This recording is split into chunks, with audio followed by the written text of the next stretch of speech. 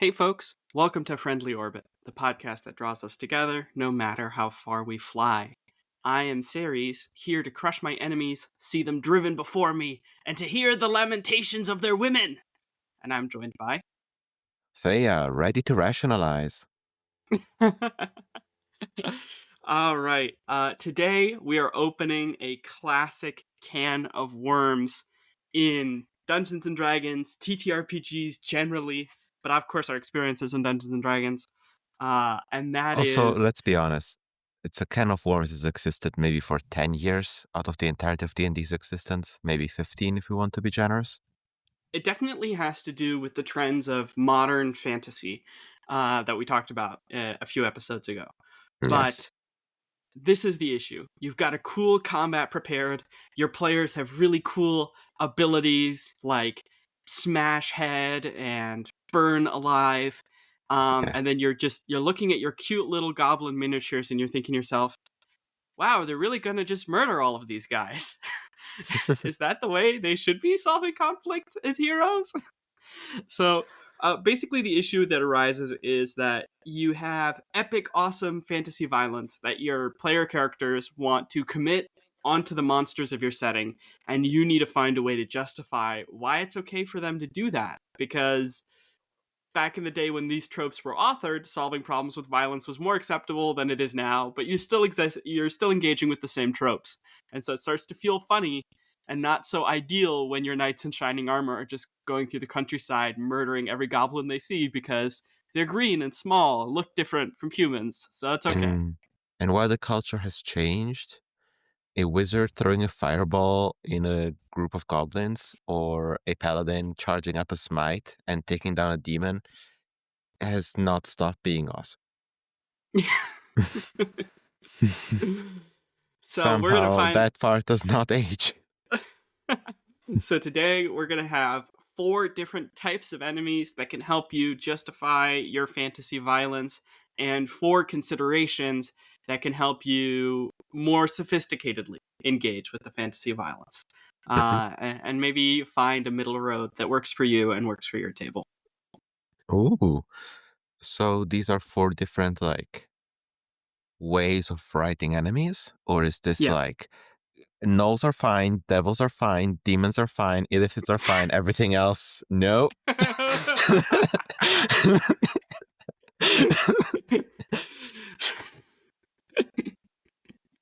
Yeah, so the basic gnoll stat block, the Vrock stat block, the half dragon stat block, and you know what? Goblin snipers. Those ones morally are all on the table. The rest of them don't touch. Goblin snipers in particular, because it says in the lore that they say goblin snipers don't care about civilian casualties when they take the shot. So it's morally Plus, justified. it's cowardly. It's cowardly to snipe. Unbelievable. Ignition sequence start. 5, 4, 3, 2, 1, 0.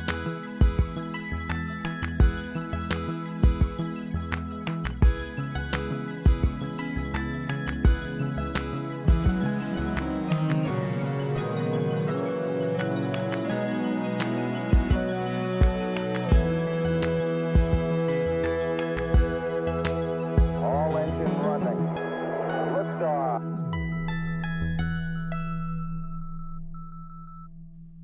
All right, are we ready to rationalize? Ready to rationalize, baby. Okay, so I briefly want to cover before we start, like, why you want to use violence in the games. As you said, throwing a fireball into a room of goblins is fun. I think there's also other reasons why violence is a recurring theme of TTRPGs. The first is the games are built around it, right? So like Yes. D&D is a classic game about killing monsters. Most of the features your character receives are about killing monsters. More than half the rules in the game are dedicated to combat. You would be forgiven for the assumption that if you're not killing monsters, you're not playing the game. Mm-hmm. Yes. Like, yeah, absolutely. The games are designed around it. there's also like probably a deeper cultural discussion to be had about glorification of violence and the idea of like using violence to solve problems. As you said, used to be a lot more acceptable. Used to be the near the default. Yeah. For especially for the genre. I'm not arguing that in the 20th century, in the early 20th century, we had nothing else but violence to solve problems. But the fantasy of genre, because of what essentially the Lord of the Rings is about, has become a genre about fighting monsters and defeating Dark Lords. Though ironically, of course, we all know that in Lord of the Rings, it's not violence that solves the issues, but I don't know if Gary Gygax was thinking about that in the 1970s. Yeah, I mean, I think it's also because Lord of the Rings has a very beautiful but niche way of solving the problem that not every plot can easily introduce, you know? Yeah.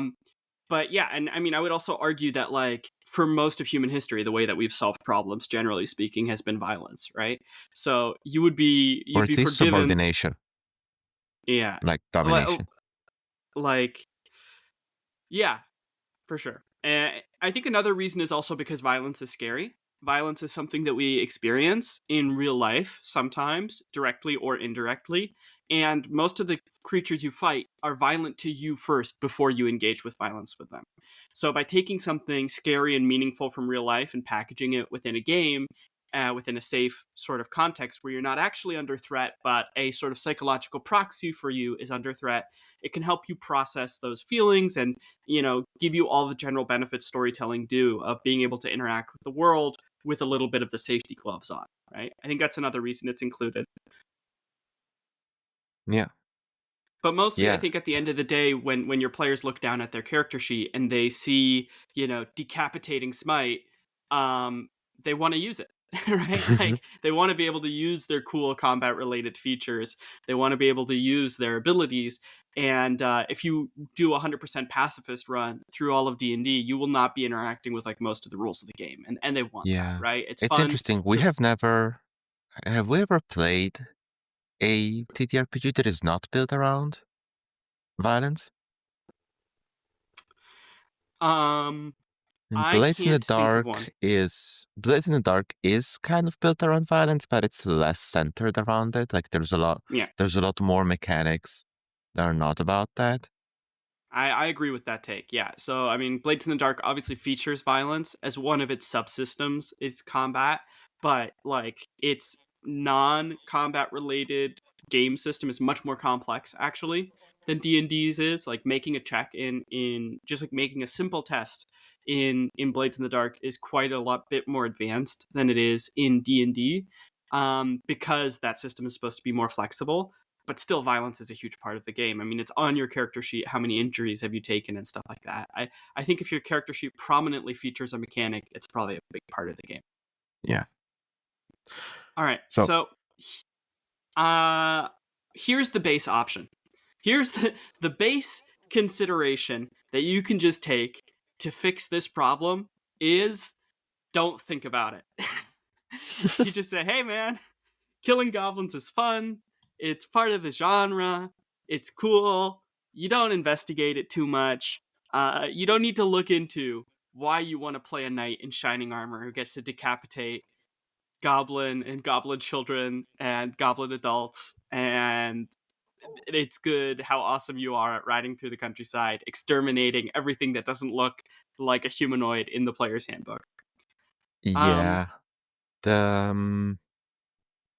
This is like what I would feel is the best for like new players, new table, or if you're playing at your local game store with a bunch of strangers.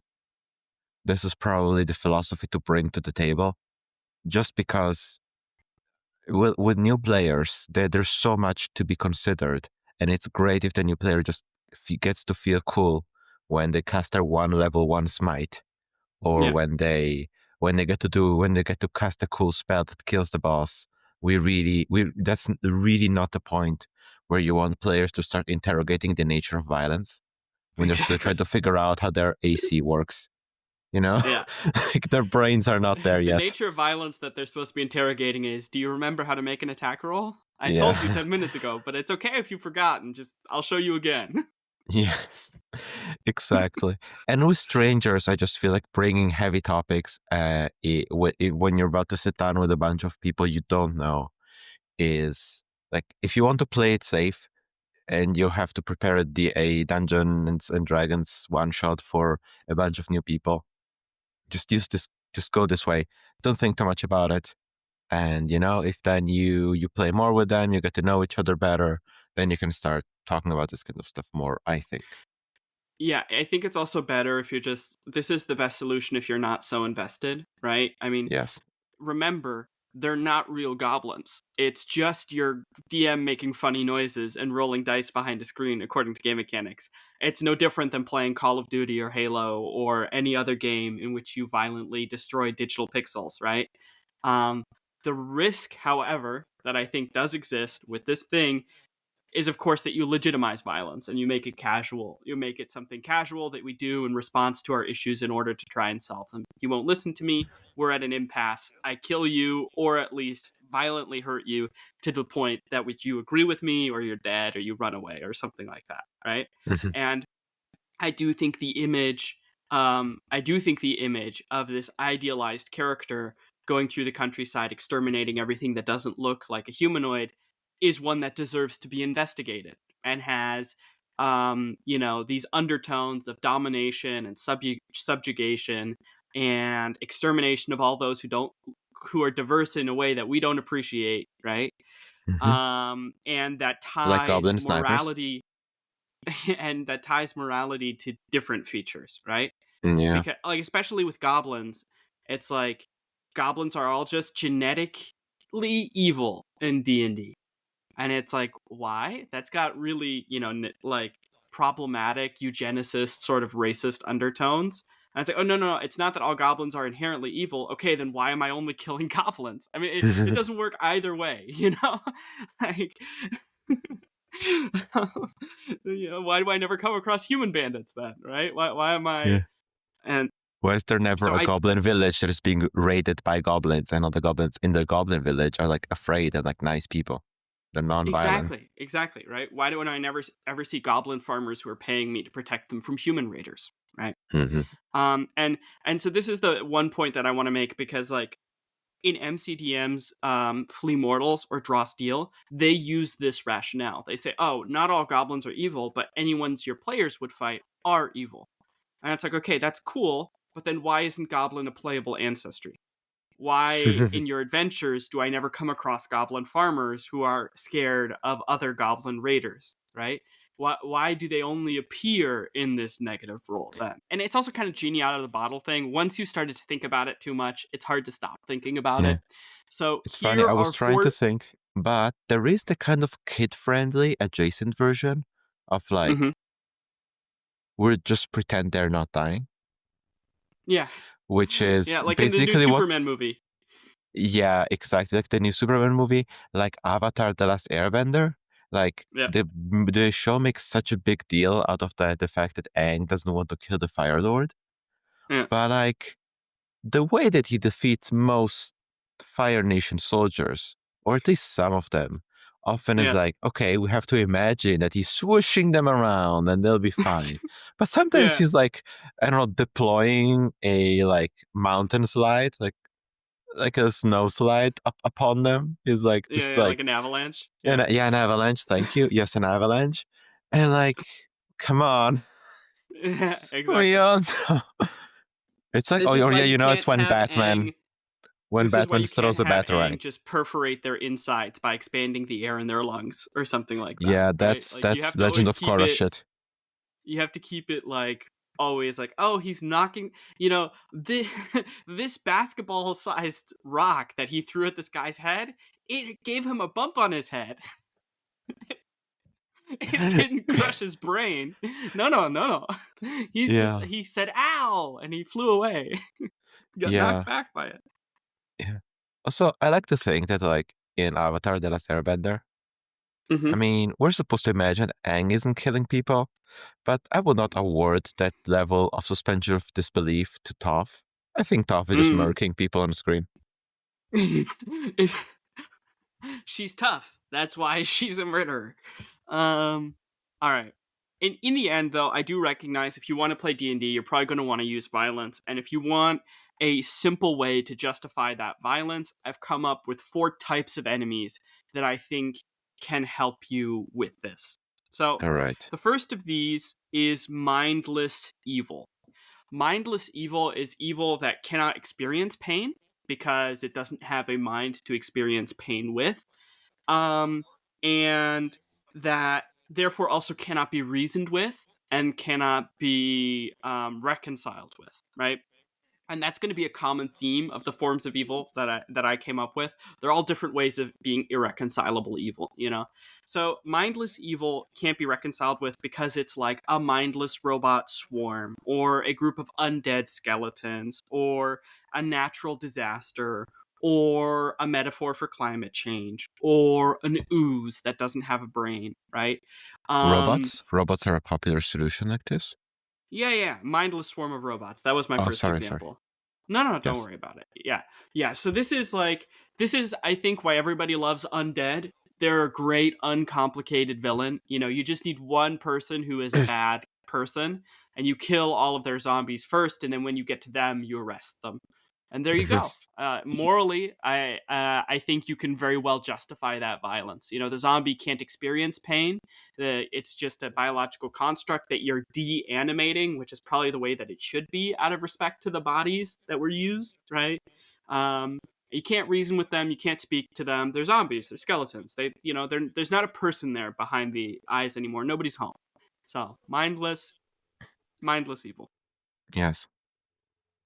Yeah, I think this is a very I mean, as you said, this is a classic for a reason. Mm, And I mean, that's partially also how a lot of cartoons have gotten away with violence, and more child-friendly media has gotten away with a lot of violence, is doing it upon a machine. yeah. Because the robot, there's no restrictions in like government, like media censorship about like how much violence you could do to a Roomba in a Mm, cartoon for kids.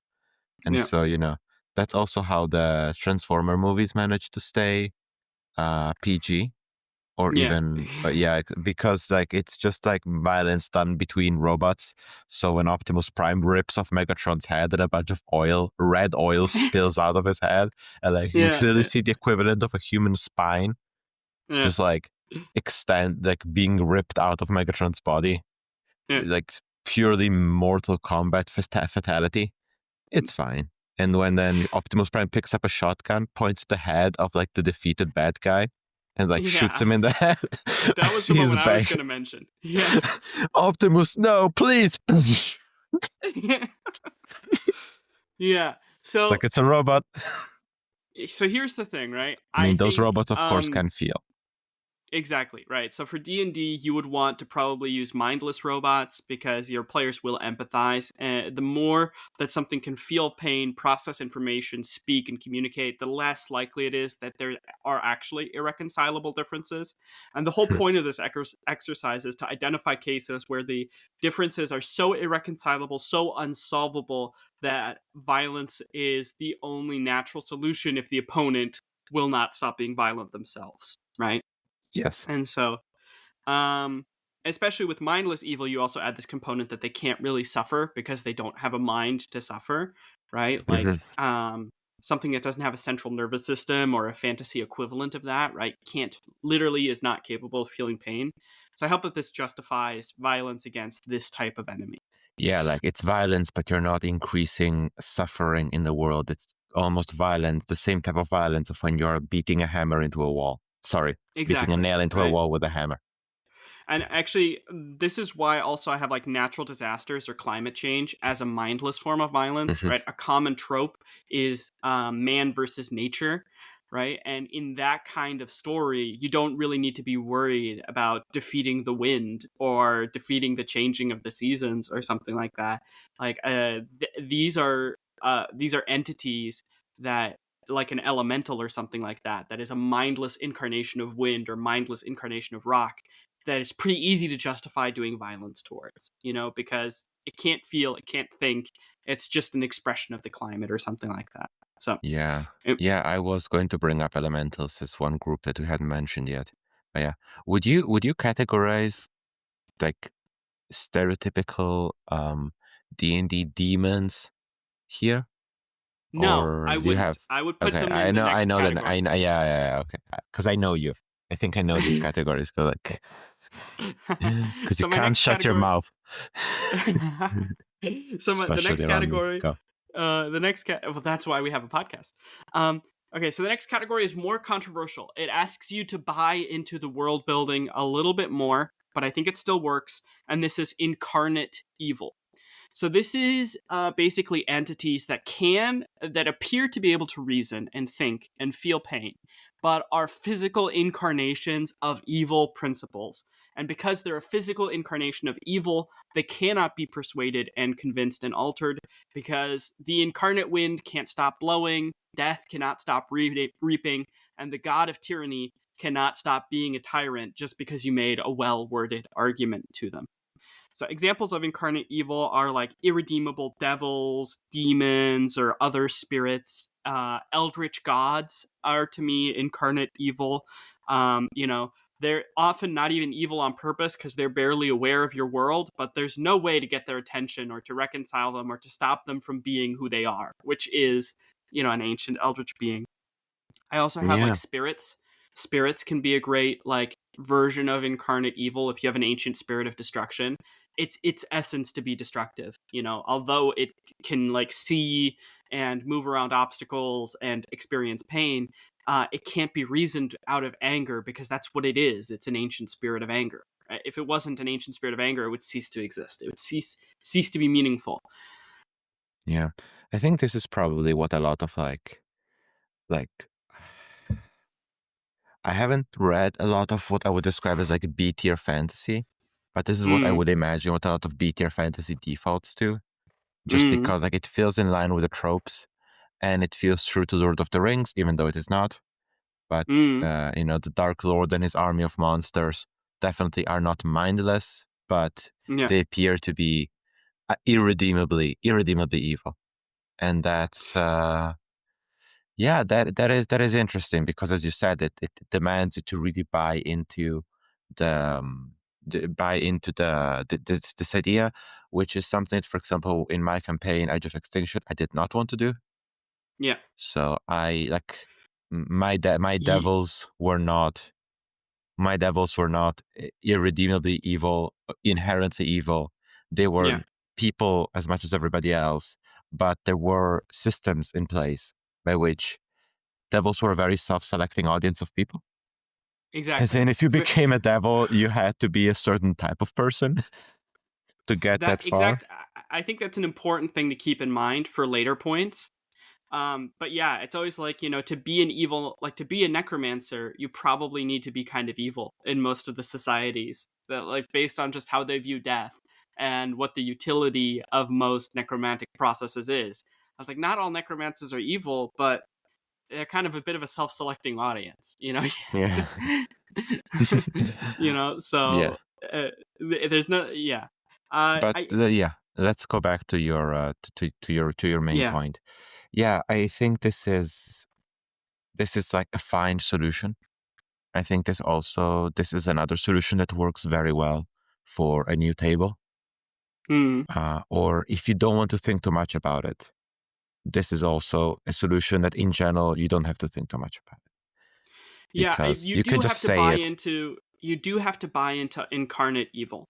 So and so this means that probably either that there's like cosmological evil, good and evil in your setting, or that in your setting there are just forces that are incarnations of certain phenomena and can't be altered.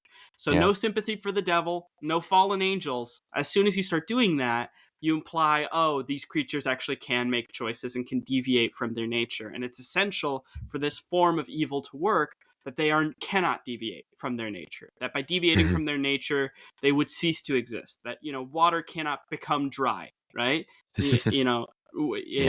the wind cannot stop blowing and still continue to exist, right? These are, it is important to represent them as like fully incarnate versions of what they are, a force of nature that cannot be altered and cannot be changed. So you can't do like any fallen angel tropes and stuff like that. Yeah. Hey, how do you do you want to quickly talk here, or do you have a better point later where we can maybe talk a little bit about like how Tolkien appears to do this trope but doesn't? Sure, I'm happy to talk about that here. What I also wanted to talk about actually is I wanted to talk briefly also about Odium, because I think Odium is a great example of this from Brandon Sanderson's Stormlight Archive. So let's compare and contrast. Who wins, Brandon Sanderson or Jolkien, Rolkien, Tolkien? This is a good and healthy way to analyze media. Just pit them against each other. Put them in a ring with big boxing gloves. Yep. Yeah. My money is on Tolkien. Unless we are accounting for the age, unless we are taking the age differences seriously, in which case Tolkien is already dead. But if we put them at comparable ages, my money is on Tolkien because he served in a war. How good is the necromancer on Tolkien's side? That's my question. Really makes you think.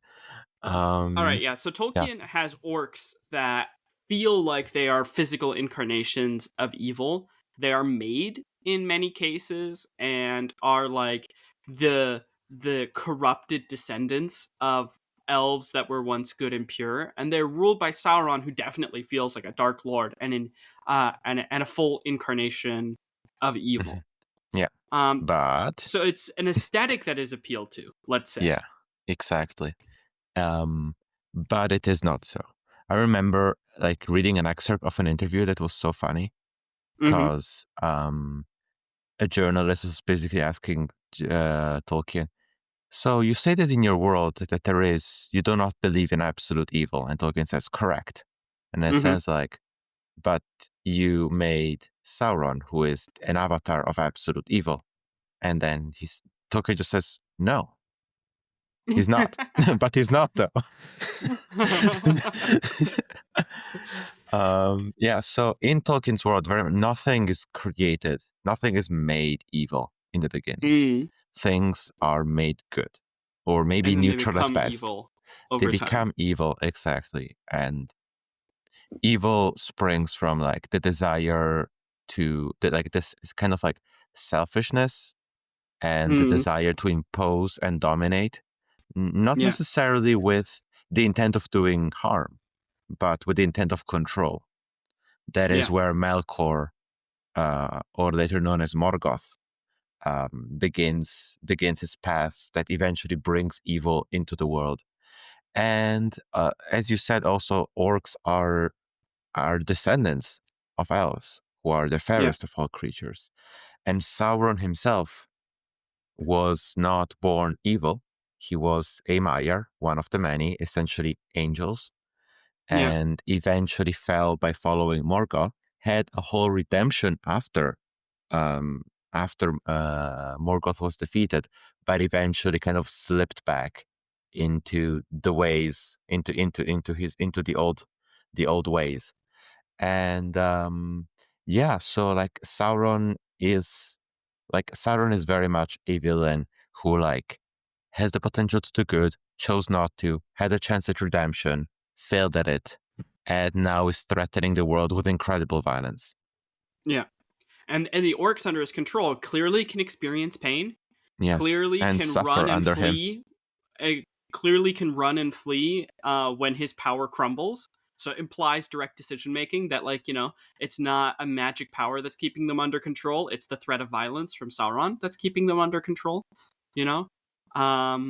And so, it's kind of a Tolkien externalizes evil to become physiological, which then becomes problematic when people copy Tolkien and are like, okay, and anything that physiologically looks like an orc is evil.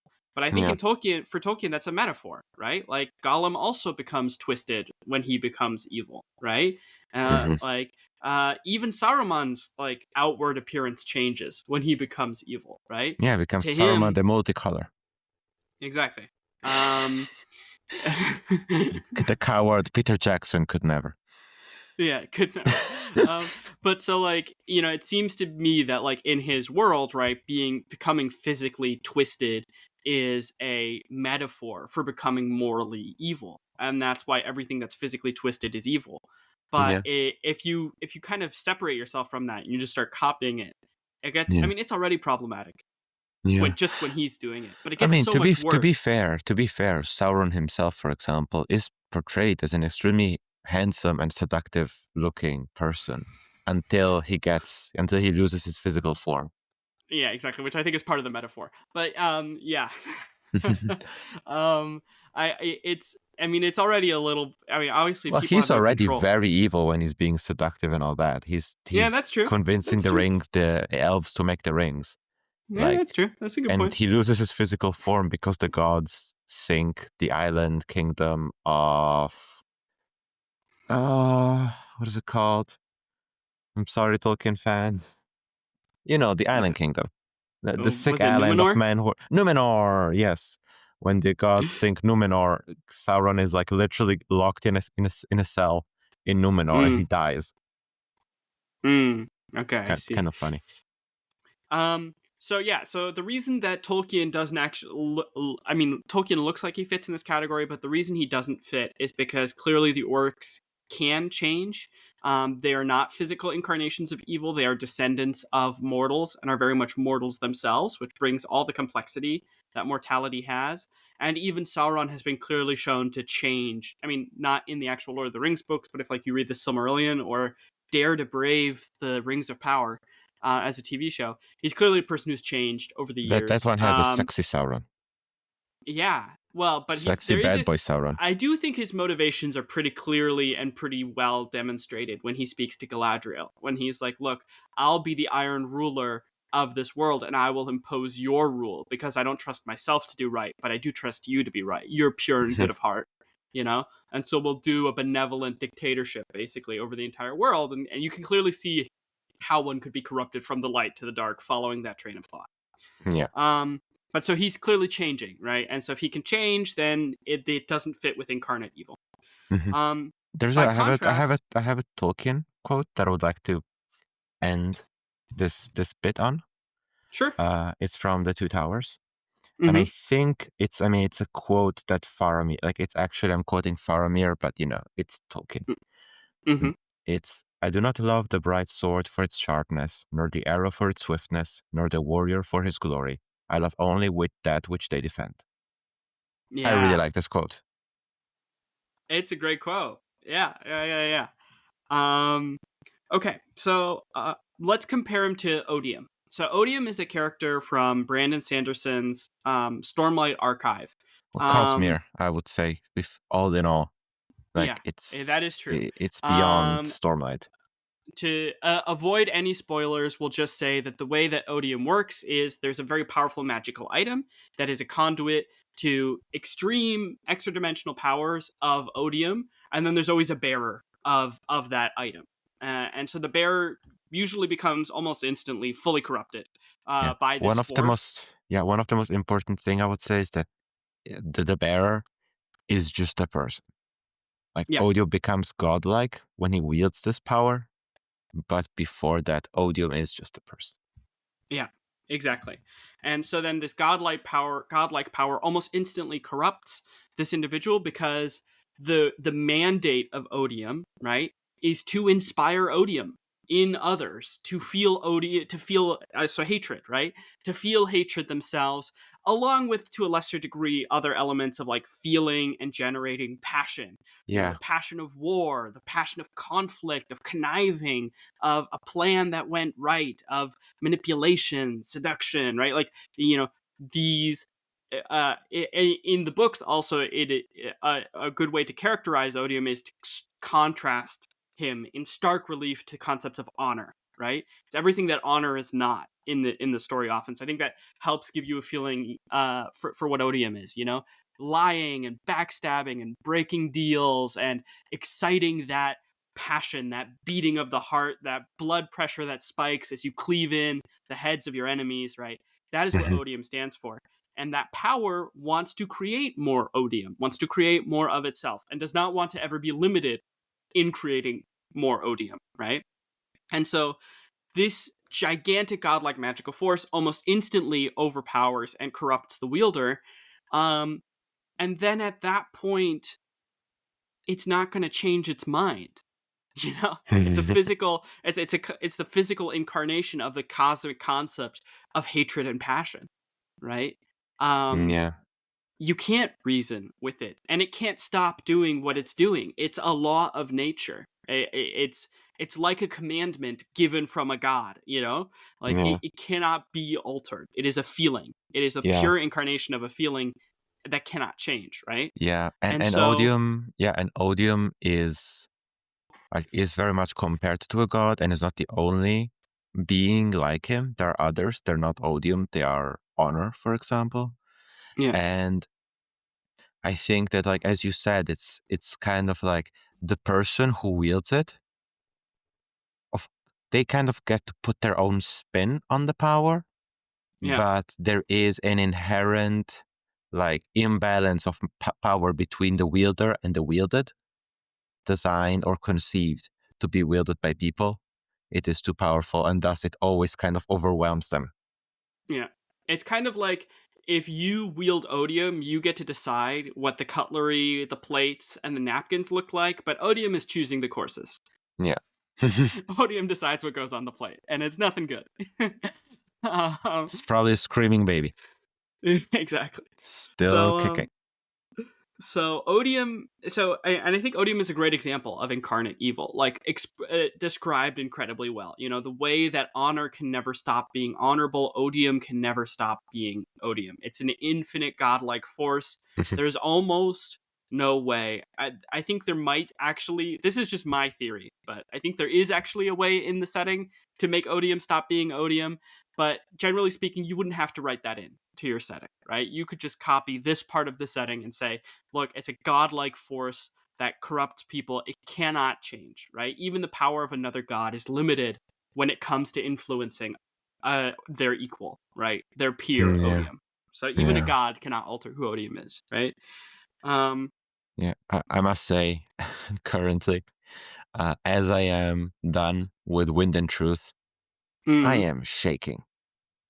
I am exploding internally. I am burning with the might of 1,000 suns inside of me. To not say more. I have other spoilers for a different Brandon Sanderson book series, but it's I'm at the point where by reading other books of Brandon Sanderson's, I'm like, oh, that's what that little note in Oathbringer meant. So yeah, anyways, it's all coming together. Exactly, it's all coming together. Okay, so the better MCU as far as I'm concerned. Oh yeah, man, I love the Stormlight Archive. The more I read Brandon Sanderson's other books, I realize these are good, but I really like the Stormlight Archive, man. I mean, he said it as like it's the story that he kind of cultivated in his head for a very long time, but like he waited to be better at writing until he went through with that one, and it shows, and I'm glad that it was in a megalopolis. Exactly. Last note on Incarnate Evil. The odium route, to me, also reveals that one of the world-building ways you can do this is a form of magical corruption that can never be taken away again. So, like, imagine, like, The Last of Us, right? Like, once you're infected and you're a zombie, I assume there's no way to stop being a zombie, right? That research technology has been lost to Earth because of the zombie apocalypse. Similar concept here, right? If you have a form of magical corruption that can overtake people and turn them into evil monsters, and that cannot be reversed, then that's another form of incarnate evil that you can basically apply, right? Like, there's no way to reverse this. There's no way to remove this. Once you're grasping the shard of odium, you're always going to be a bad guy, probably. So, you know, I should remove the couching language. Any couching language starts to erode the facade and make it so that violence becomes less of an option because you could have done something else other than violence, right? But, yeah. So last note on Incarnate Evil, magical corruption. I feel that trope falls into there too. Okay. Yeah. Next version of evil. Do you have any guesses? Do you have any ideas? I know that you're a big fan of like I don't remember the word you should use, but it's like consuming, hungry evil, where it's like this Hey, you lion guessed is it. here to, yeah, like this lion is here to eat me. Perfect. Yes, I call this primal evil. Things that are in a biological fundamental conflict to you. So This is almost like the Eldritch God almost fits better here. Sure, depending In on a how you way. interpret them. Yeah. Right. If you see them more as like a giant space squid and less as like a god, sure. Yeah, they or could they like could also fit. a Galactus. Just like, I'm Yeah. sorry. Exactly. Okay, Num so num num let's num go num. over some of these, right? So one version of this is predatory, right? I must eat humanoids in order to survive. Nothing you say can convince me, therefore, not to eat humanoids. Because like Yeah. either I die of starvation or you die because I eat you. There's Yeah, just like simply no way to resolve this conflict. You have to make sure that that's true. As a world builder, you have to make sure there simply is nothing else for them to eat, right? But like a hungry pack of wolves that are eating all the food of a town, and then the town's going to die in winter because they don't have any food. Like the only way to address this is to prevent the wolves from attacking the food. And if the only way to do that is to kill the wolves, then there you go. Or like yeah. if an owlbear decides that you look like lunch, or as you said, a lion decides that you look like lunch and it starts attacking you, you don't speak owlbear, you don't speak lion. And even if you did, it's like, I'm hungry. I want to eat you. You can't convince me not to want to eat you. Either I eat you or I die. So there you go. Yeah. This trope can, of course, be weakened. Like if your players can communicate with animals, right? Then the animal angle of it, like, does not work as well. And if there are other food sources available, then again, the argument does not work as well. Yeah. There's a couple of like notes on like D&D. For this, I mean, one is if you don't want to run animals, but something a bit more advanced for more advanced players of higher level, I think that illithids are kind of fall in this category. Absolutely. Because they're basically ants, but ants that can't make new ants without killing people. Exactly. Like their so whole illithids biology. are the perfect example of this. So mind flayers have to eat the brains of intelligent, sentient creatures in order to survive. It's explicit in their lore that they can't like go eat rats, right? Yeah. And also so they reproduce by taking over other bodies. Yeah. So they're like their eusocial insect hive structure feeds on and multiplies through the consumption of humanoids. Yeah, so there's no way to eat a human brain without killing the person who the brain is, right? And there's no way for them to survive unless they eat human brains. And so immediately you're at an impasse. Like immediately there's no diplomatic way to solve this conflict between you and a mind flayer, right? No matter what argument your sushi makes to you, you're gonna eat it if you're starving to death, right? Yeah, that's a classic example, and I would say that it leans sort of into the parasitic side. So you kind of have like the predatory side, the parasitic side, and the pestilent side. So another one of these is like a disease, right? Like if a disease is turning people into like magical monsters or something like that, right? It combines a few of the tropes that we've discussed, but like if you're fighting the disease itself, it's like, again, you can't reason with it because even if it's intelligent, you are the only available host, right? Yeah. It either dies or it kills you. So it's always going to choose to kill you, right? There's no way to persuade it to nobly self-sacrifice itself.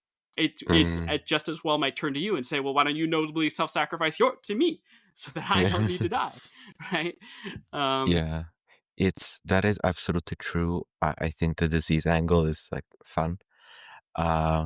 In general, there's also one thing that happened while I was world building my world for Edge of Extinction is that I kind of like realized that a lot of D&D monsters, even if indirectly, kind of reproduce through humans, as in you need a human to make the monster. Devils work very much like this in canon D&D. Like devils, every devil is a soul, is a human soul that was sold to a devil or something. That was sold to a devil, exactly. And so there's like, if you start looking around, you will find other monster types where the same is true. Vampires, all undead basically require a sacrifice of a soul to make. So if you have something like this where there is kind of like a biological necessity to sacrifice a human to make something else, it's less clear cut as with the illithid, because like, does the world need more devils? I would argue no. But for the illithid, it's like, I need to eat. I'm hungry, man. Yeah, exactly.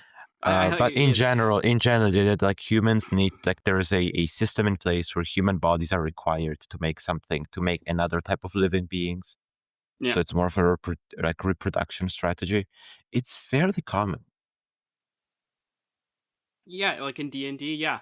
I think the important thing to keep in mind with the primal evil is just that you have to reduce the options, right? Like there can be, you cannot let a way to fix this come in, right? Like the predator can't all of a sudden be an omnivore. The illithid can't all of a sudden eat, cow brains instead or something like that. Yeah. You have to say, given the laws of world building, you have to be rigid, right? And say, look, there is no way to fix this problem. There is no way to solve this problem. Brains cannot be made with the wish spell or with like the creation spell or whatever, right? Like the illithids, the only way they can eat is by preying on humans. Another slight detail about the illithids, right? Illithids specifically will never see you as equals and will never see you as negotiation partners. So there's another reason baked into the illithid personality why they would never listen to a well-reasoned argument, why they would never try to find a solution, because they ideologically are very hard to persuade that you're not rife for manipulation because you are, right? They can innately, at a thought, manipulate your thoughts. It's going to be really hard to convince them that you're not there for that purpose. Yeah, I mean, it's almost like literally the relationship between us and, like, I don't know, animals we consume, if we lived in a world where we are purely carnivores. Yeah. So it's like, yes, I understand that the pig suffers, but A, I'm a human, this is a pig, we're not the same. B, I need to eat something. C, this pig is really, really stupid. And like, I cannot have a conversation with this pig. It'll get incredibly frustrating incredibly quickly. Yeah. And I would say D&D does help, or does hurt in this case, because like speak with animals, right? Like does create a situation where a lot of the unintelligent evil that you might want to draw on, that sort of animalistic monsters of the forest, can actually be spoken to. So if you do want to do like an animalistic evil that cannot be reasoned or spoken to, either ban the spell or make sure they're all monstrosities or something like that. That's like harder to speak to, harder to interact with. Yeah, or also, you can speak with a lion, but like the lion is not going to be like a reasonable conversation partner with human-like intelligence and free will. It's gonna be a lion. You might get something out of it, but like, I think the best case uses for speak with animals is to ask an animal if they've seen something interesting, because that's something that like an intelligent animal, a reasonably intelligent animal can know and describe. Like, oh yeah, I saw some weird people dressed in red come passing by. Makes sense, but like, you can't argue a lion out of eating meat. Yeah, I think part of it is also like, I think it helps to make it a monstrosity because then you can make them more explicit humanoid predators, right? Like this thing preys on humanoids specifically. It wants to eat only them, right? Why? Because it was the product of a curse that was designed to be harmful, right? Or because it needs brains to live, right? Or whatever, right? You make your choice. But I think that helps with predatory evil, is to give it a little bit more than just having it be an animal. Yeah. Cool. Okay, the last version of evil has to do with ideology and has to do with the self-selecting audience. This is ideological evil. Your bad guys have irreconcilable ideological differences that fundamentally threaten the lives of the player characters and the people the player characters care about, and will never back down from their position within the amount of time that you have available to you in a normal combat. Yeah. So, for example, your bad guys are imperialists, racists, fascists, slavers. and generally enemies defined by their beliefs. And within the course of one combat, you're not going to convince, Nazi Brigadier 17 to stop being a Nazi brigadier, right? Yeah. And there are issues with this, right? There's a reason I started with the strongest one. So issues with this, it makes your world pretty dour, right? That you're constantly killing people who can feel pain and experience pain, but are fundamentally misguided. It also, over the long term, like over the short term, I do believe that it's very hard to get people out of their current beliefs. I very much believe that a 30-second conversation is not going to convince a lifelong racist to stop being a lifelong racist, right? Might give them Yeah. something to think about, but come on, right? But you do need to be wary of it because, like, over the long term, it's very much possible over the course of an entire campaign to slowly de-indoctrinate a character, to slowly change the beliefs of an NPC, right? And so the death there that occurs is much more of a tragedy than like with the mindless evil, because these people could theoretically be convinced there simply isn't the time to spend on every single one of them to like de-indoctrinate them from the situation that they're in. Yeah, and I mean, it's always like, are all these people all convinced Nazis, or are there like two convinced Nazis and the others, like if extended some empathy and given a little bit of time, could kind of like stop fighting for the Nazis because Yeah, they're like not if you convinced simply removed Nazis. the threat of violence from the people around them, would Yeah. they desert if they could? Right? If they thought it was safe, would they desert? Right? Stuff like that. Yeah. Um, I think this is important things about ultimately. ideologies. Mhm. The important thing about ideologies is everyone can have them. You can't only have the goblins be racists, right? It's got to be a coalition, right? Like, so if your ideology is that of like a death cult trying to bring about the reincarnation of the god of death or something like that, right? Then they have to be from you have to draw from multiple different lineages and backgrounds, right? You want to show it's a coalition of monsters or a coalition of humanoids and monsters that are driven by their unifying belief. There need to be goblins who are against the death cult just as much as you need goblins within the death cult. Yeah. That's how you show what an ideology is. If you just say, oh, goblins are genetically predisposed to believing this ideology, you're back to all the issues you had at the start. Yeah.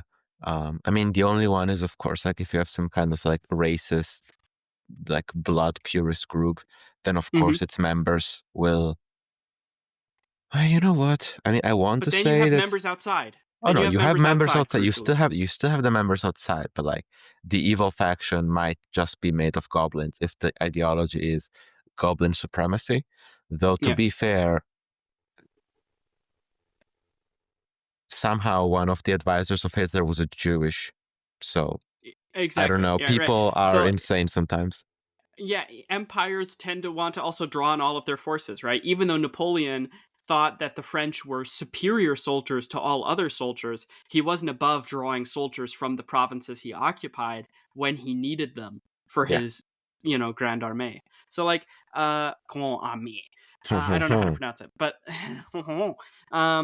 the point is, right, that like even if you have like an empire of goblin supremacists, they probably still impress people from places and try to indoctrinate people from other places that they occupy. So even then you can show a little bit of diversity. Of course, those people are the most likely to want to defect.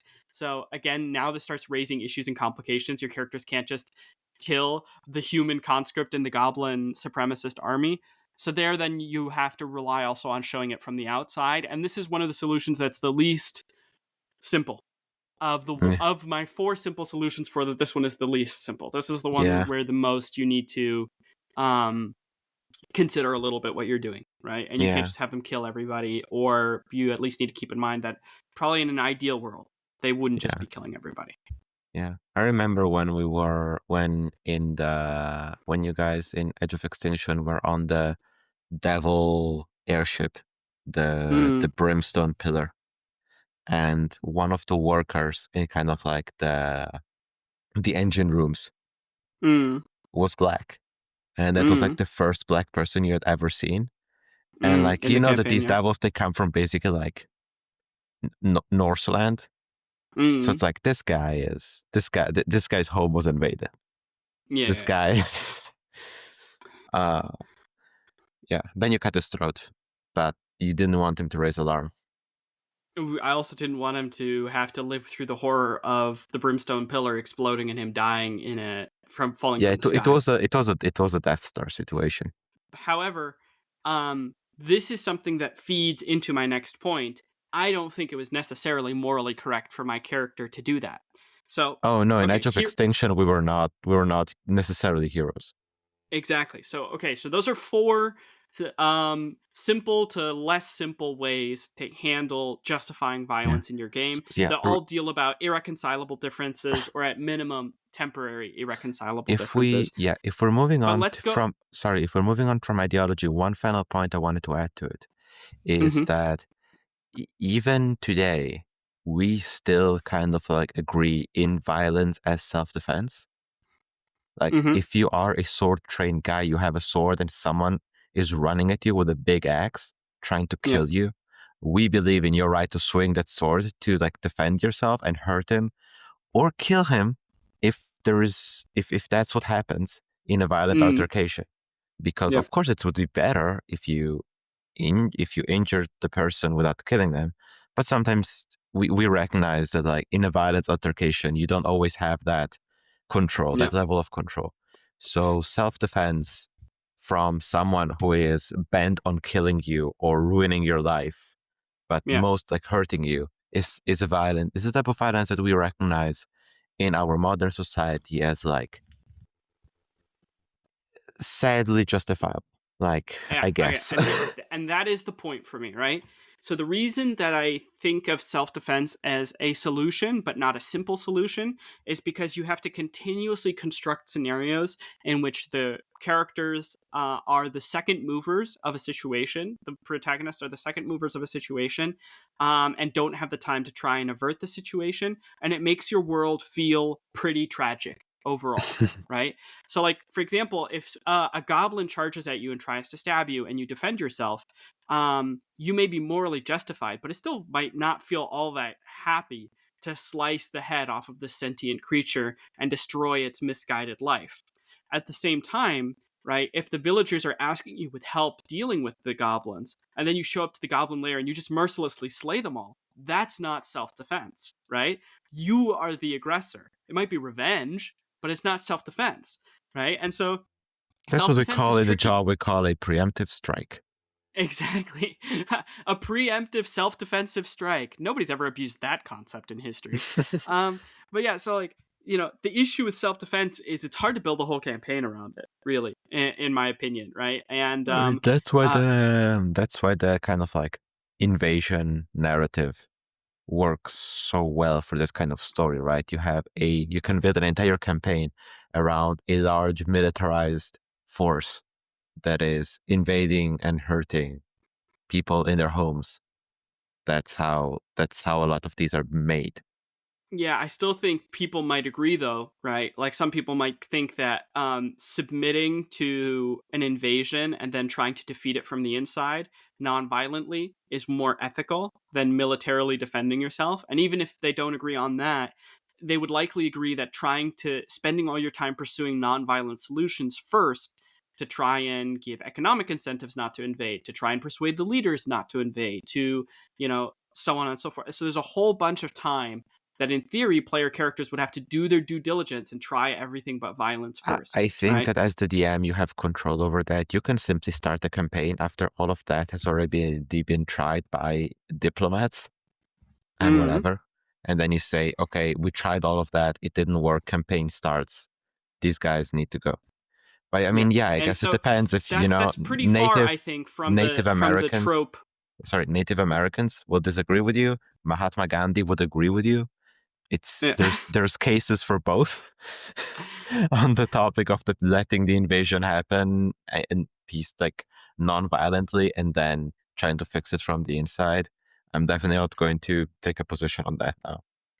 Yeah, I think so. Here's the critical point. The critical point to point out is that this does not fit the trope of a knight in shining armor acting in an ideal way, going through an ideal world, and the way that they're interacting with the enemy goblins is by killing them, right? Like, this very much fits the trope of like a modern fantasy setting where morality is nuanced, where there is like it's a very unideal world. There's a lot of fighting against like conscripts who, do they really want to be here? Right? Have they been deceived? Are they pressed into this? Right? It makes so like the tone of the world becomes much less ideal. And so this is my first consideration. So I have I've presented you with 4 enemies who I think it's pretty morally justified most of the time to interact with violence. Here is 3 considerations of how you can change the setting and the framing to help with the morality of violence. The first is, it's not an ideal world. So imagine you're in 1812. You're a 15-year-old Frenchman. You're being conscripted early into Napoleon's army because his entire last army of 600 million people just died in Russia. And he needs you for the defense of the fatherland or motherland. I don't know how I think it's fatherland. I think it's France. motherland, but I'm not going to. Yeah, you need to defend France from her enemies, and you're conscripted into service. You don't really have a choice. You live in an autocracy, right? So you don't really have a choice whether or not you get conscripted.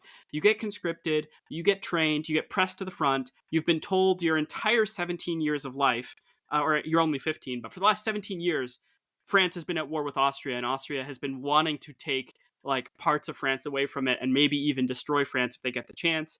As history will show in 3 years' time, when given the chance, they will destroy. Like, they will march all the way to Paris if given the chance, right? And you're told to defend the people that you love, you need to stand at the front and you need to fight. And you stand at the front and you fight and you kill an Austrian.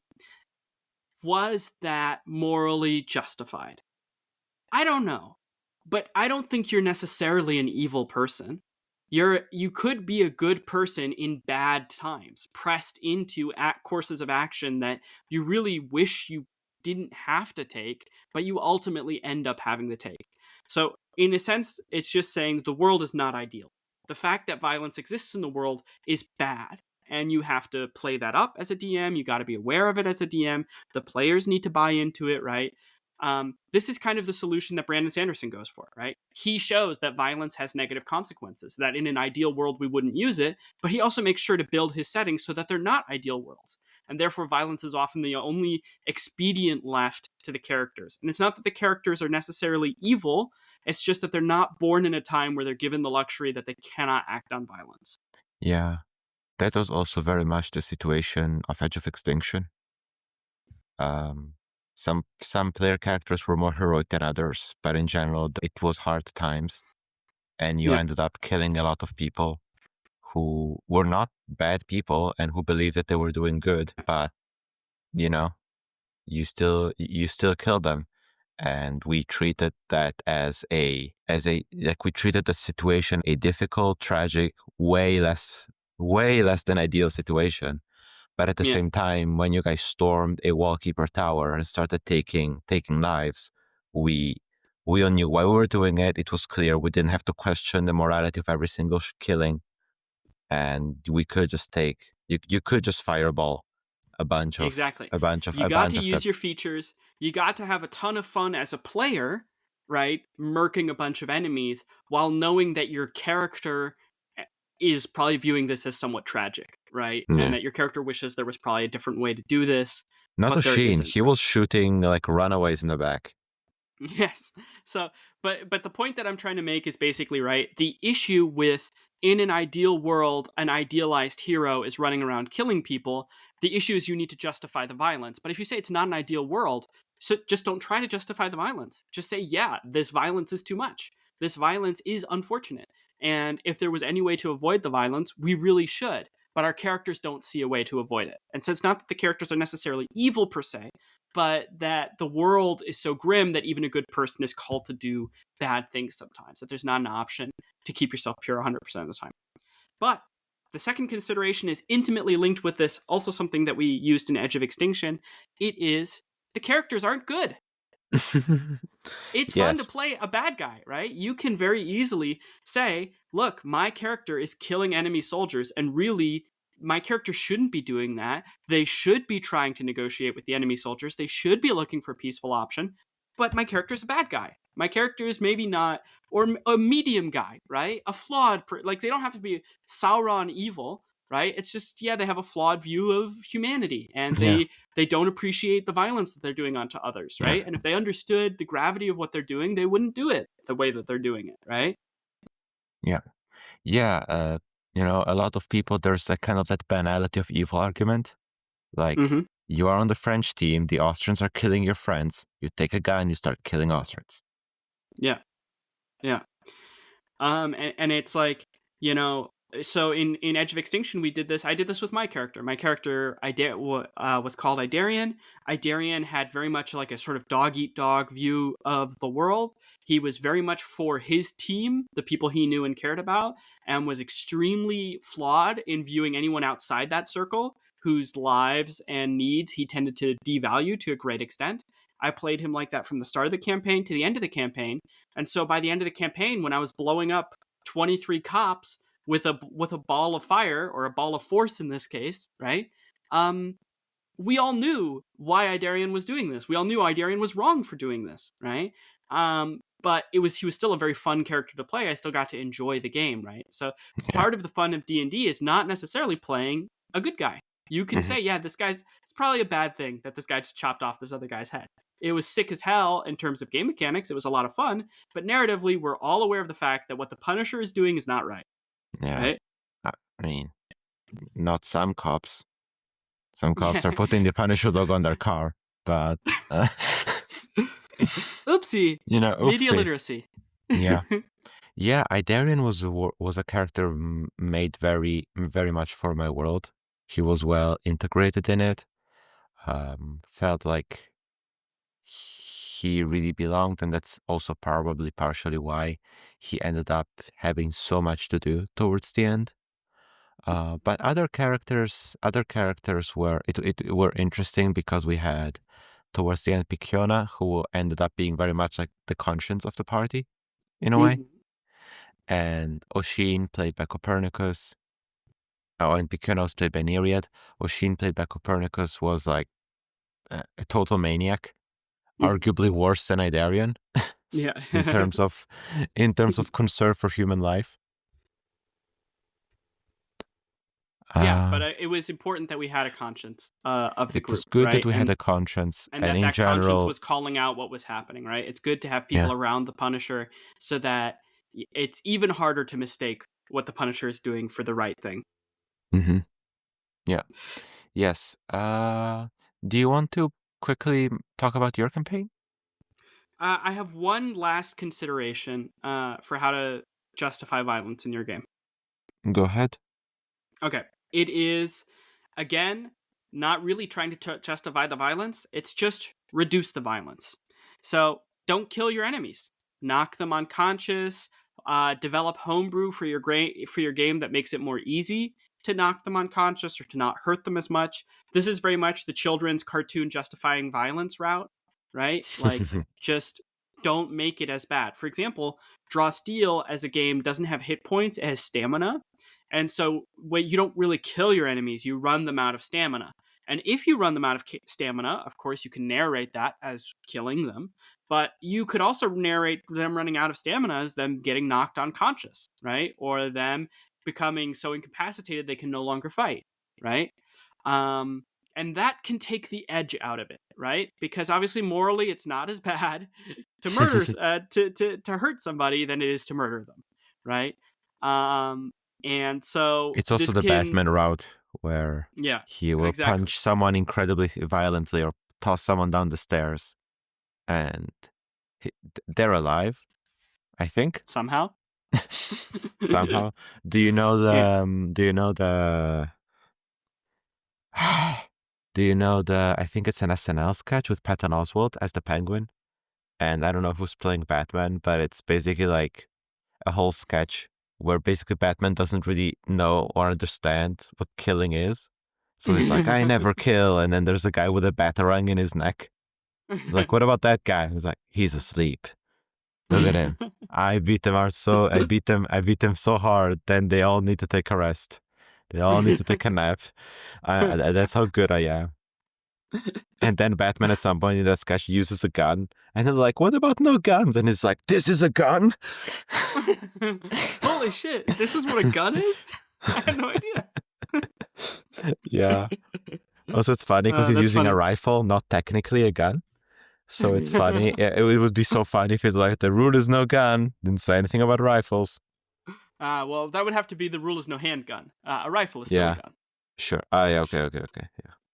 But, yeah, so basically do that, right? I mean, in a more sophisticated way, hopefully, you got to be a little bit more aware of how you describe the violence that's happening to your enemies. And maybe for some people, this would be detracting from the fun because they want to see their character do genuine violence. But for other groups, this could help, right? And you could, for example, also try playing a game where violence is toned down or where the violence is not a central part of the game. And then, of course, that also solves this whole thing, you know? If you're playing Miss Bernberg's Finishing School for Young Ladies, there's absolutely no reason to murder anybody, you know? There could be, but there isn't necessarily. Exactly. It's about, finishing school drama, right? So there's not really a need for violence in terms of the tropes and stuff like that. So yeah, okay. So those are 3 considerations, 4 easy to kill, easy to justify scenarios for violence, and 1, just don't think about it if you don't want to, piece of advice. But at the end, I thought it'd be cool. We talked a little bit about Edge of Extinction already, to go over the games that we played and how we justified violence in them. Mm-hmm. Yeah, so do you want to do only our, let's call them most recent campaigns? Or do you want to really do everything? Okay, well, the very first campaign that you put us through is Horde of the Dragon Queen. Yeah, that's true. With a lot of homebrew twists on it, but yeah, it's based on Horde of the Dragon Queen. Yeah, and there the violence, I guess, was very much like the ideological kind, as in a big cult is in town and they're burning down the town. Yeah. And they want to bring back the dragons, and the dragons are more the innate incarnations of evil kind, but the cultists were not. Exactly. I would also say it was very much leaning into not an ideal world and not ideal characters. Some of our characters were better, but some of our characters were clearly bloodthirsty, right? And were clearly flawed, And so you were playing a character who was like, hey, whoa, guys, these are just guards in a town. What are you doing, right? Yeah, and to be clear, I was not even like a good person. I was just like not inclined to violence. Exactly. A con man. A lover, not a fighter. But the others were just like mercilessly decapitating the guards in this little provincial town, Yeah. Because they had dared to try and arrest them for committing crimes. Yeah, crimes that they had committed, I think. Yeah. So, that's clearly embracing the idea that the characters aren't ideal, the setting is not ideal. The evil dragons were definitely... I think that it was not that deep. I don't think that the players were thinking as their characters is not ideal. I think they were just... I think murder. There were definitely characters, like, one of the characters Layla was... Yeah, exactly, right? Her character, she was like a tiefling sorcerer, and for her character from the very start, like, the pitch I got from that player was, I want to play a psychopath, right? And so it was like, okay, well, maybe one that works well with a party, but I think we can figure that out, right? And so, like, that character was clearly flawed from the get-go, right?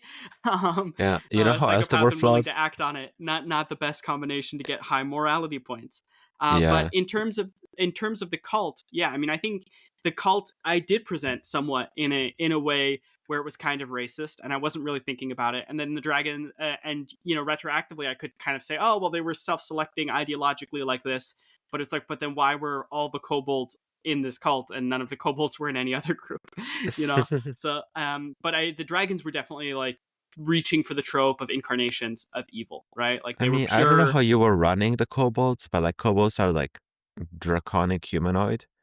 Yeah. If you tell me that these are like the same as the dragons, not free-willed beings, and they are kind of like a lesser evil incarnate, like they're small but they're still evil incarnate. Yeah.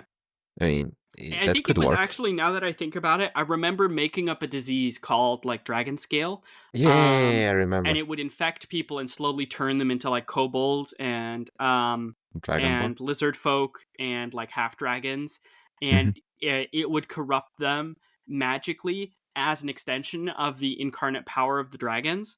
So actually, considering that, yeah, I think they are incarnate evil. Mhm. But I kind of forgot about that part. But actually, yeah, that's true. We had a whole character whose thing was trying to find the cure for dragon For scale. their So it was actually a mentor, big plot yeah. point. Yeah. Yeah. So I mean, it would have been a good big pop. it would have been a big plot point had the campaign been functional. Okay, but so that was the first campaign we ever played together. Then let's talk about Edge of Extinction for a little bit.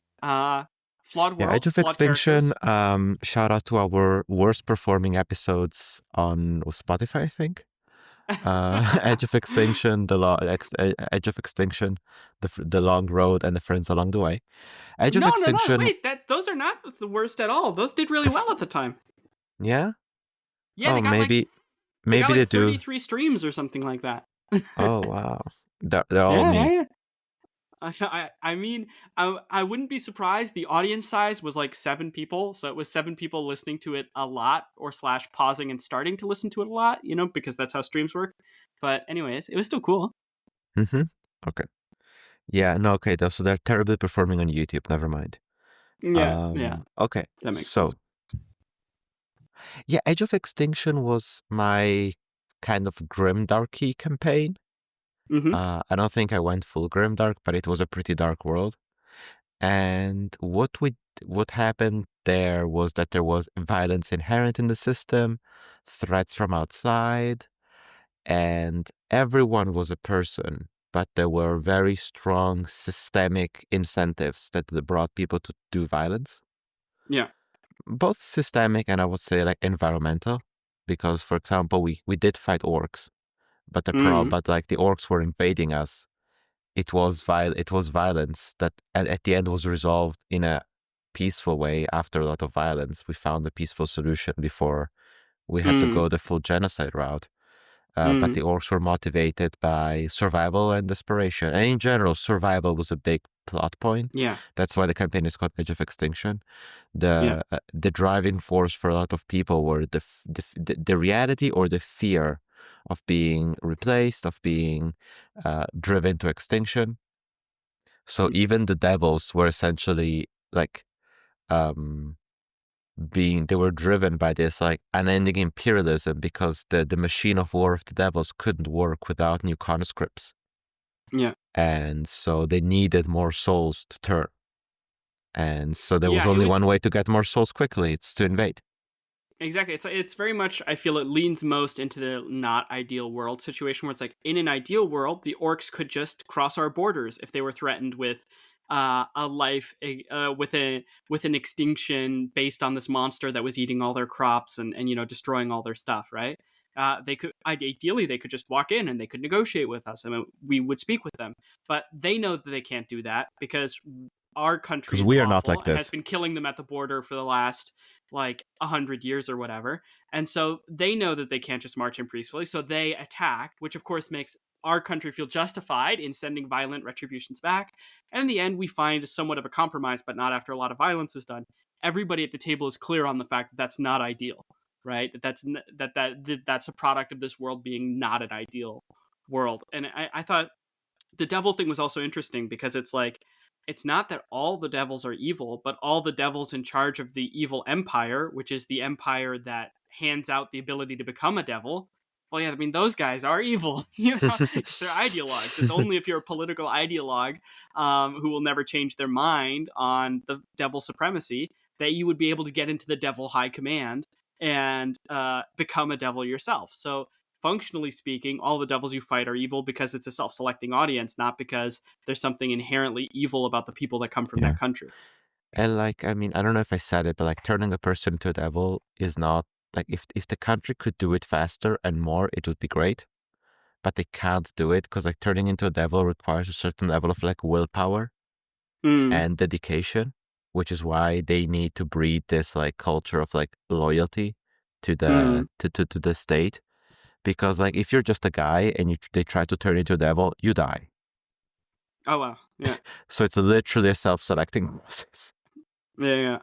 Like, So that was Edge of Extinction. We also very much with Edge of Extinction played with like not good characters. Like yeah. my first character, Idarian, we already talked about. My second character, Brunek, was also far from the ideal person. So, part of that, when he performed that execution on a non-combatant outside of combat because he wanted to spare him the pain of the exploding pillar later, I mean, it's a flawed world and probably a flawed choice because he's not an unflawed character.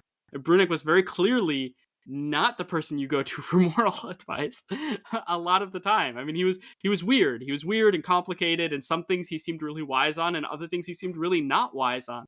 He was a product of his place and of his time, and not necessarily a good guy, right? Mm-hmm. And the product of me wanting to give you a funny cook NPC. That's how he started. And me being like, what if I brought a kind of a little bit of a joke character after doing a super serious character? Okay, let's talk about what else? What other campaigns can we talk about? Well, I mean, we have Heart and Steel. Mm-hmm. We have Heart and our Steel is Blades and clearly Dark. Heart and Steel, I would Extremely say. flawed world. Like, Yeah. Heart and Steel leans even harder in the idea that like systems of power are driving people towards violence. Yeah. Desperation is driving people towards violence. Yeah. And corporate greed is driving other people towards violence. Yeah, it's very much like, this world has inherited a lot of problems. There was a war of the gods 600 years ago, and the world has inherited a lot of problems from them. And a lot of that desperation and violence today is, echoes of the past, right? And that, people are drawn to do evil things in the name of survival, in the name of personal gain, in the name of, their nation or their own personal wealth, right? Yeah. I think I lean into mindless robots. I have one faction of mindless robots that it feels pretty good to kill because they're like very clearly kind of not sentient and stitched together from corpses and machine parts. Whoa, spoilers. Now I know that I'm justified in killing them. I was kind of thinking like, I bet there's a twist where I was not justified in killing them, but now it turns out canonically. It's like you say, framing always wins. Yeah. When I framed these as clearly evil and unredeemable, there was a reason for it. Yeah, I didn't think that the evil stitched together machines of death has a kid that they're trying to put through college, and a paycheck is a paycheck. With their glowing red energy orb eyes and the soliloquies to steel that they sing to one another. Yeah. Yeah. So there. Also, you have this corruption. Also, you have the Exactly. corruption, which is a corrupting force that physically twists living beings into heightened and hyper aggressive versions of themselves, which by now we have kind of established like, no, there's no mercy for the corrupted, and there is no mercy from the corrupted. These are like, I don't know exactly where I would put them. Probably mindless evil Incarnate from the evil. categories. I would put them into incarnate evil. Yeah? Okay. Yeah, they're like someone who's grasped a shard of odium writ small, right? Yeah. Like, they're magically corrupted by an ultimate force of evil that can't be changed. So they're evil. Mm-hmm. Yeah, okay. That makes sense to me. So yeah, it's I think so far one thing that we have like been doing consistently is not killing people. Yeah. With the exception of your NPC. Yeah. Who's stabbed the person. Yeah. To death. I think we might be very close to getting our first PC kill, I think. Yeah. But again, it's definitely a situation where you're not killing this PC because they're a goblin or because they're a kobold, right? You mean NPC, it's because this specific individual has done abhorrent things to the people around them. And your characters might believe that there's no good way to secure them, I guess. No good way, no just punishment for what they've done other than death, which to me leans into the flawed world. And I think some of our characters are also flawed. I mean, I see my DMPC as flawed for sure.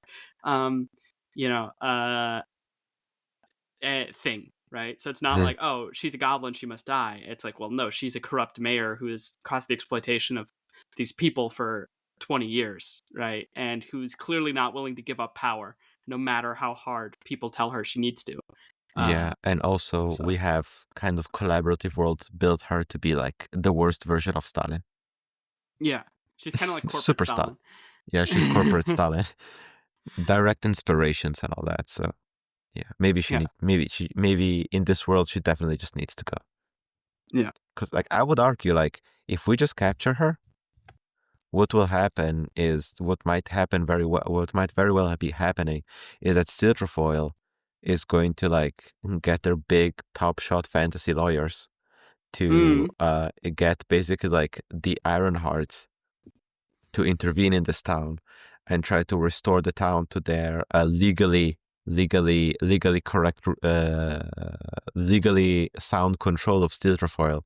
At which point, having the mayor in prison would turn the mayor into a bargain chip, and she might very well be handed over for something else, for some other concession. So, maybe just snap, your neck is on its back. Yeah, I mean, so this company, right, that has owned this city, Steel Trefoil, right? I don't know if you guys have really dived into it yet, but I'm not sure it's clear that what they've done in this town is illegal. It is immoral, heavily immoral. But it's not clear that the society is so flawed. I'm not sure if it's clear yet to the player characters how much of, if anything, of this it was illegal, and if it could be proven to be illegal in a court of law, to the extent that this person would be able to go away to prison for life. Yeah. Right? So it's a very interesting situation. Yeah. Also, I mean, I'm not even clear if Steel Trefoil is aware of all the shit that she's doing in this city. They may very well be just like cashing in their steel. Yeah, they're just like, thanks for the shipments of raw ore. Yeah. Perfect. Wow, great job. In 20 years, not a single problem with Mayor Sheldrick. That town she's running that town like clockwork. And exactly. Like it's true only in the way that everyone is a cog in a machine and their personhood doesn't matter. Yeah. But it's not in the sense that things are running smoothly. I clearly use like a mixture of these principles for my setting, but I always make sure that like any humanoid or even humanoid looking thing, right? If it's got a brain, it is sentient. It can make decisions, right? And therefore, it's not, in my world, it's just simply not true that it's blanketly justified to kill, humanoids. All right. Any other campaigns we want to talk about, like practical examples of this that we've done? I feel like we've covered the most important ones. Yeah, I think that like the best example for like bad conditions and bad heroes, even though it's kind of a recurring theme in our campaigns. So I'll try to make my next one a more cheerful one. Exactly. Yeah, maybe this time the magic is not a metaphor for capitalism. I think that the probably like the worst place we've been is Blades in the Dark. Like Blades in the Dark feels like your setting feels very much like, okay, we take Blades in the Dark premise, but we just move it somewhere else.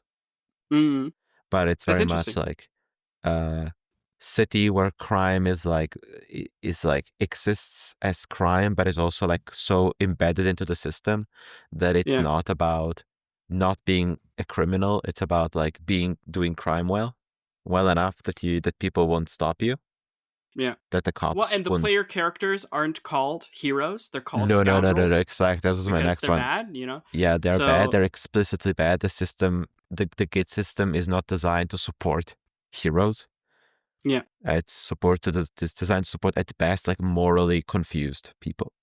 Morally, they're actively the main incentive to go to do jobs in Blades in the Dark is to gain experience, to gain reputation, and to gain gold. Right, all not altruistic motivations.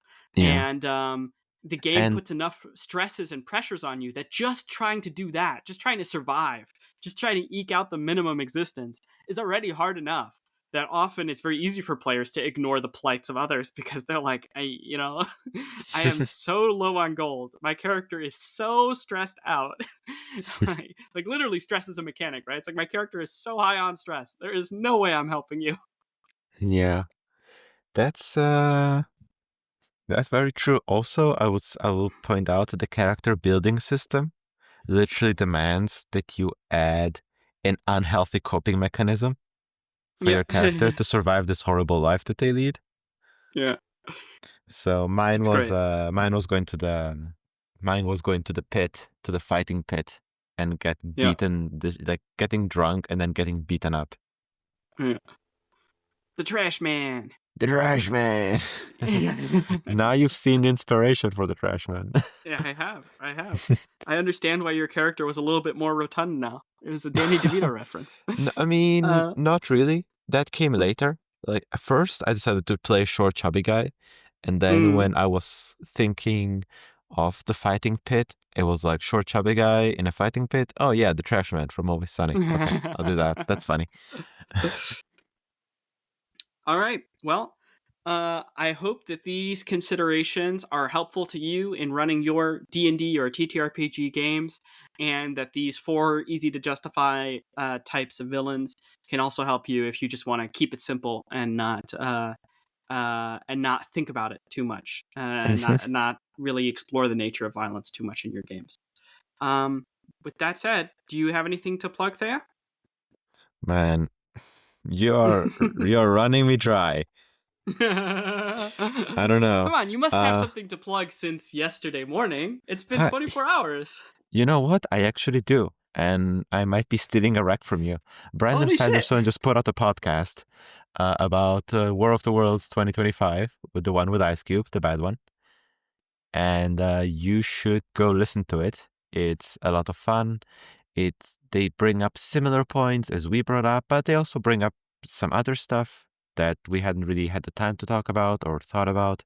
So go on Brandon Sanderson's YouTube channel and listen to his podcast on War of the Worlds, the best movie of 2025. Ceres, I see you are loading, and that concerns me. I'm hoping that I'm getting uploaded right now. Yes, I am here. I was just quickly checking my bookshelf for any further recommendations. No, yeah, I'm super excited that Brandon Sanderson released his episode on War of the Worlds like 3 hours after we recorded our review of War of the Worlds. I'm excited to see what they say about it, how they feel about it. Clearly, their thoughts they managed to keep their thoughts shorter because they only talked a half hour about it, and not an hour. Well, they didn't go through the entire movie bit by bit, which is what we do every time. Yeah. In terms of recommendations, this week, I'm going to recommend some of Michael Pollan's books. Michael Pollan is an investigative journalist who does a lot of, who writes books on food. And he wrote a cool one called The Botany of Desire, which is the history of 4 plants that humans have domesticated and what we've domesticated them for, like what benefit we derive from the plants, and in what way that relationship not only shapes them, but shapes us as well.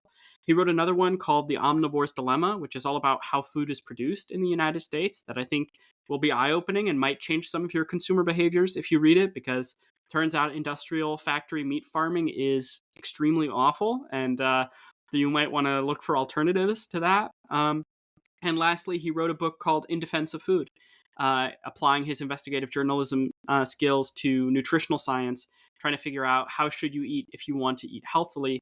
And he comes up with some pretty simple, yet I find useful maxims for how to interact with food. Criticisms of Michael Pollan: obviously he's not a scientist. He's not a food scientist. He's coming at it from the perspective of an investigative journalist. Keep that in mind when you read his stuff. Some of his stuff is maybe a little bit not unscientific, but I still find that the way that he wrote and the ideas he were communicating were very valuable, and I enjoyed the books a lot. Well, yeah, I haven't read any of these books, but you've told me about them, and I'm curious about reading The Omnivore's Dilemma. I can lend it to you if you like. I mean, I just finished one of your books, so ready for another one. Ready for another one. All right, perfect. Well, with all of that said and done, that'll just about do it for episode 49 of A Friendly Orbit. It's pretty We're awesome, so isn't close. We're so close. Keep an eye out next week. It's about to be the 1-year anniversary. Yay! In the meantime, if you want more, you can find us on youtube.com/@afriendlyorbit, as well as Spotify and Apple Podcasts. And if you happen to have any Astro Echoes you want to share with us, you can email us at afriendlyorbit@gmail.com, all one word. All right, Ceres, I'll talk to you later. And to all of our fellow Voyagers, we will catch you out there amongst the stars.